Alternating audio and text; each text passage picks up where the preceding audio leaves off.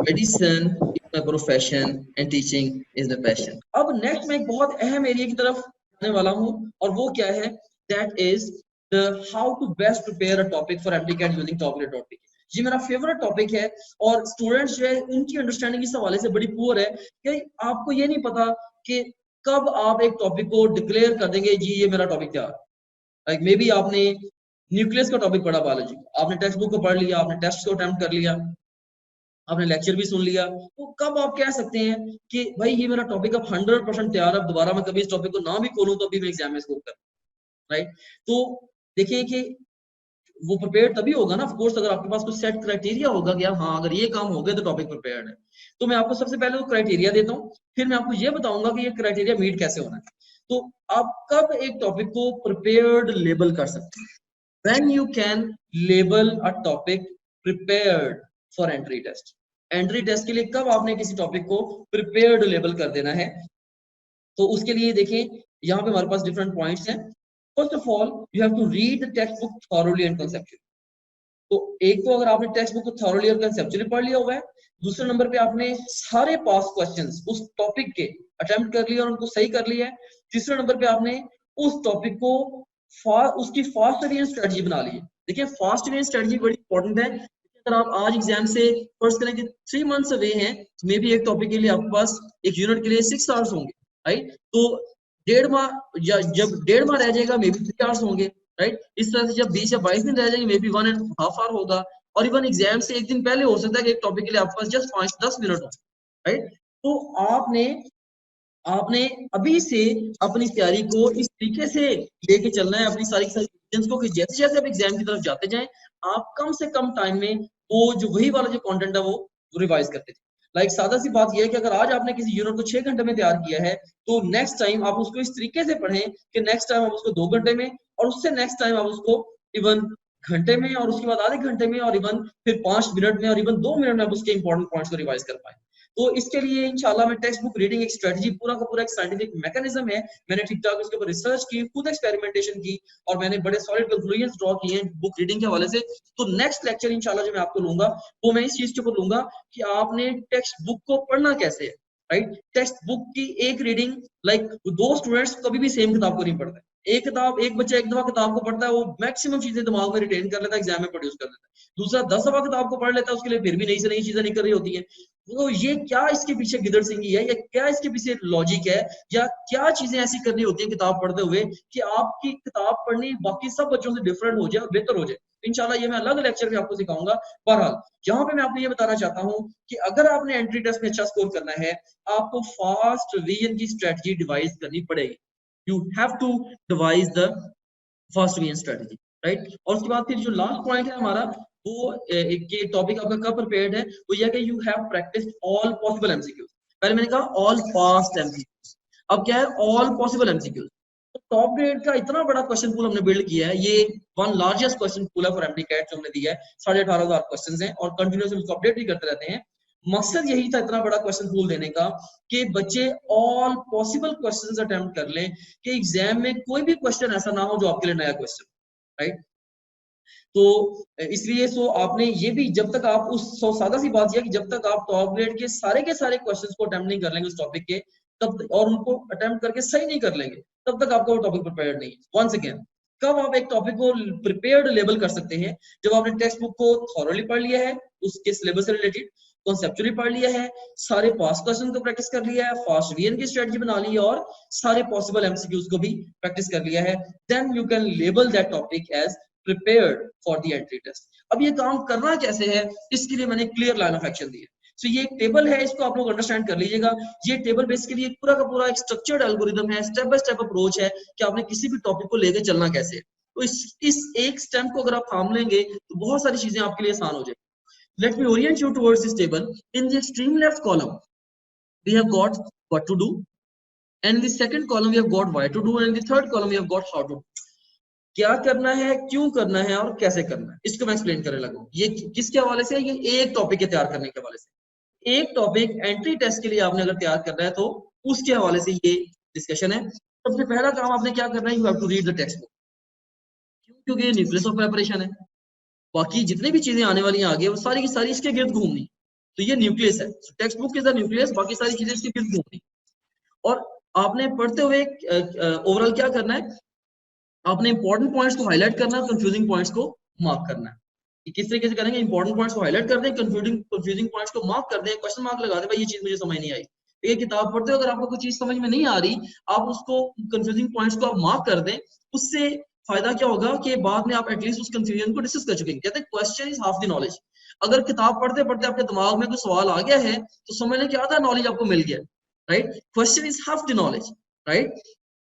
तो क्वेश्चन जो है ये हाफ द नॉलेज है, इसलिए आपने कंफ्यूजन जो है वो जनरेट करनी है। तो don't be avoidant to confusions, confusions are good, right. Confusions जो है, जितनी ज्यादा कंफ्यूजन्स लेके आप सब्सिक्वेंटली बुक में जाएंगे अगेन एंड अगेन, उतना ज्यादा चांस है कि आप उसमें ज्यादा एक्टिवली लर्न करें, ठीक है। तो टेक्स्ट बुक को पढ़ना है, क्यों पढ़ना है, क्योंकि न्यूक्लियस ऑफ प्रिपरेशन है, और हर वो चीज अहम है जो किताब के अंदर, और हर वो चीज भी अहम है जो किताब को समझने में मदद देती है।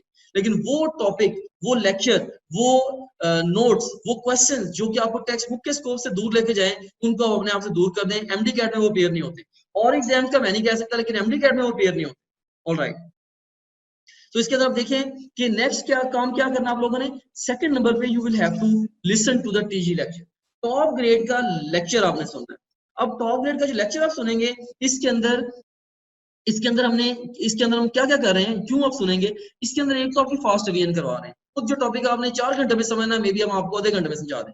फिर नंबर 2 पे हम आपको पैटर्न क्वेश्चंस जो वो बताएंगे। नंबर 2 पे पैटर्न क्वेश्चंस जो हैं वो आपको बताते हैं टीचर टॉप ग्रेड के लेक्चर्स के अंदर कि भाई यहाँ पे इस तरीके से सवाल पूछे गए हैं या पूछे जा सकते हैं, राइट। इवन मुझे पता है, मैंने बायोलॉजी टीच किया, तो कई मेरे यूनिट्स ऐसे भी हैं बायोएनर्जेटिक्स वगैरह, जिनमें मैंने एक एक टॉपिक के अंदर कई मतलब कि 100 तक सवाल पूछे हुए हैं, राइट। सो फास्ट रिवीजन, उसके बाद पैटर्न क्वेश्चंस। थर्ड नंबर पे प्रॉब्लम सॉल्विंग टेक्निक्स, के खास तौर पे फिजिक्स के सब्जेक्ट के लिए, इवन केमिस्ट्री के लिए, इवन बायोलॉजी के अंदर समटाइम्स आपको बताया जाता है कि ये क्वेश्चंस जो हैं इनको क्विकली आपने इस तरीके से सॉल्व करना है कि आप राइट आंसर तक पहुंच जाए। देखिए आम एफएससी के सवालों में और इसमें ये फर्क है, एमसीक्यू ये जो एंट्री टेस्ट है, ये एफएससी में सवाल दिया आपने खुद जवाब लिखना है, मोस्ट ऑफ द टाइम ये ऐसे ही है शॉर्ट और लॉन्ग क्वेश्चंस के लिए। लेकिन यहाँ पे सवाल के नीचे जवाब 100% मौजूद है, आपने सही जवाब ढूंढना है। तो आप किस तरीके से कम टाइम में आप सही जवाब तक पहुंच जाएं, इसके लिए डिफरेंट टिप्स होती हैं। तो अगर आपने कई दफा लाइक एक क्वेश्चन है जो कन्वेंशनल वे में आप सॉल्व करें, मे बी उसके ऊपर 3 मिनट लगे, लेकिन अगर आप शॉर्टकट यूज कर लें वहां पे, तो मे बी आप हार्डली 30 सेकंड में या 15 सेकंड में आंसर तक पहुंच जाए। तो टीचर जो है लेक्चर के अंदर प्रॉब्लम सॉल्विंग टेक्निक्स भी सिखाते हैं, आपने उनको भी सीखना है। और लेक्चर के दौरान आप क्या करेंगे, इंपॉर्टेंट पॉइंट्स को नोट कर लें, और कंफ्यूजन को भी अगर डिस्कस यहाँ पे इस सेंस में कर लें कि आप उनको नोट कर लें, लेक्चर के दौरान जो कंफ्यूजन आ रही हैं उनको आप नोट कर लें। बाद में जब डिस्कशन होगी व्हाट्सएप ग्रुप में, उसके अंदर आप वहां पे टीचर को स्क्रीनशॉट भेज सकते हैं, सर यहाँ पे आपने जो बताया था मुझे समझ नहीं आई, या ये बात आप ऑडियो मैसेज भेज सकते हैं, आप लिख के भेज सकते हैं, कागज पर लिख के भेज सकते हैं कि ये मुझे चीज समझा दें, एंड सो ऑन। उसके बाद फिर थर्ड नंबर पे आप क्या करेंगे, थर्ड नंबर पे आप लोग जो है वो स्लाइड्स को व्यू करेंगे। थर्ड नंबर पे आप लोग स्लाइड्स को व्यू करेंगे, यू सीन हियर, स्लाइड्स को व्यू करेंगे। स्लाइड्स फास्ट रिवीजन को एनेबल करती है। आपने जो टॉप ग्रेड का फास्ट रिवीजन नोट्स मॉड्यूल है वहां से जाकर स्लाइड्स को पढ़ लेना है। ये बहुत बड़ा काम अच्छा हो गया है कि पहले बच्चों को लेक्चर पूरे का पूरा नोट करना पड़ता था। अब हमने क्या किया है, हमने जिन स्लाइड्स पे लेक्चर दिया जा रहा है वही आपको पेश कर दिया जी उनकी स्लाइड शोज की शक्ल में। तो इससे क्या हुआ है कि आपको सारे के सारा लेक्चर नोट करने की जरूरत नहीं है। हाँ, टीचर एक्स्ट्रा जो मटेरियल उसके ऊपर राइट कर रहा है, लिख रहा है, पॉइंट ऐसे बता रहा है जो आपको पहले नहीं पता, सिर्फ आप उनको रफ पेज के ऊपर नोट कर लें, और उसको भी बाद में भले स्टॉप ग्रेड के माई नोट्स के अंदर भी नोट कर लें, लेकिन अदरवाइज आपको जरूरत नहीं है, राइट, नोट पूरा का पूरा लेक्चर नोट करने की। उसके बाद फोर्थ नंबर पे आप क्या करेंगे, अब आपने टेक्स्ट बुक को दोबारा पढ़ना है through the eyes of exam. देखिए पहले आपने किताब को अपनी आंख से पढ़ा, फिर हमने आपको किताब को इम्तिहान की आंख से पढ़ाया, और फिर आपने रिवीजन नोट्स के थ्रू दोबारा उसको क्विकली रिवाइज भी कर लिया। अब आप जो किताब पढ़ेंगे वो through the eyes of exam पढ़ेंगे। पहले आपने किताब को अपनी आंख से पढ़ा था, आपको तब ये नहीं पता था कि यार यहाँ से सवाल कैसे आने। अब आप अच्छे तरीके से जानते हैं कि एग्जाम में क्वेश्चन इस तरीके से पूछे जाएंगे, तो अब आप to the eyes of exam पढ़ेंगे, to the eyes of exam text book को दोबारा पढ़ेंगे।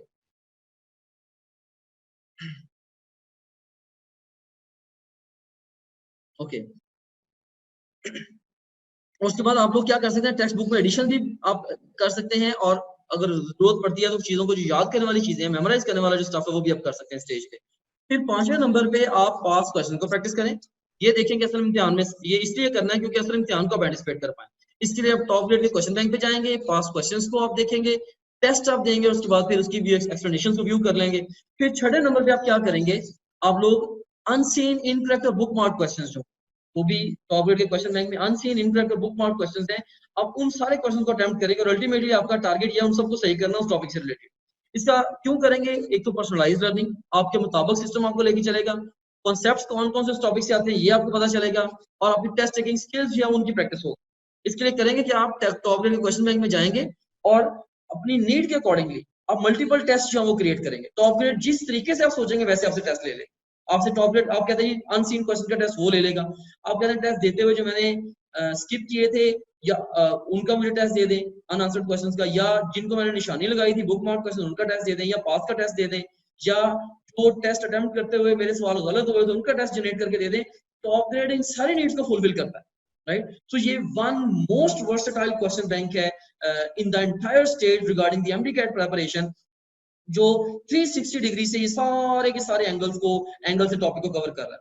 ठीक है, कहीं ना कहीं ऑफ कोर्स इतना बड़ा क्वेश्चन पूल है, कहीं ना कहीं क्वेश्चंस के अंदर कुछ ना कुछ स्टेम्स वीक हो सकते हैं। इवन यूएचएस के अंदर कई दफा ऐसे हुआ है कि 220 सवालों ने बनाए हैं, उसके अंदर उनकी 20 गलतियां निकल आई। तो ये एक नेचुरल प्रोसेस है, हम आप लोगों के इनपुट से, आप लोगों की जो फीडबैक आप लोग दे रहे होते हैं, हम कंटिन्यूअसली अपने कंटेंट को इंप्रूव कर रहे होते हैं। एक इशू एक बच्चा रिपोर्ट कर देता है, दोबारा किसी बच्चे के लिए इशू नहीं आता, हम उसको सुनर और लेटर उस इशू को रिजॉल्व जरूर करते हैं, राइट। सो बहरहाल फिर भी आप लोग ये एक ऐसा क्वेश्चन बैंक है जो better than any other question bank available at the moment, right. आप ट्रस्ट करके इस क्वेश्चन बैंक के थ्रू अपनी प्रैक्टिस जो है वो कर सकते हैं, ऑलराइट। और उसके बाद फिर नेक्स्ट 7वें नंबर पे आप क्या करेंगे, उस टॉपिक को लेके आप लोग अपने जो डाउट्स हैं वो व्हाट्सएप ग्रुप हमने जो कॉन्स्टिट्यूट कर दिए आपके, उनको डिस्कस करेंगे और अपनी कंफ्यूजन को फिक्स करने के लिए वर्चुअल क्लासरूम में आप क्वेश्चंस अपने पोस्ट करें और उनके आप जो ना आंसर टीचर से ले लें।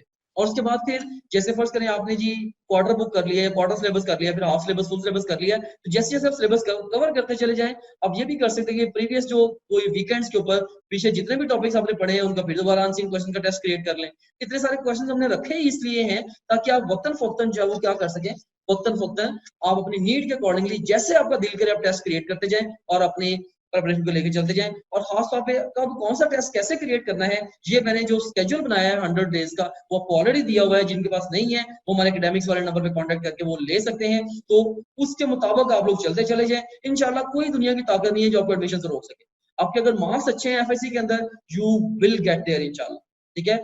एंट्री टेस्ट है ये, अगर आप सही इस एग्जाम को समझ जाते हैं ना और उसके मुताबिक तैयारी कर लेते हैं, भाई आपको पता है कि आपका मुकाबला ऐसे पहलवान के साथ है जिसकी ये स्ट्रेंथ्स और वीकनेसेस हैं, उसके मुताबिक आप अपने आप को उससे बेहतर तैयार कर लेते हैं, यू विल विन।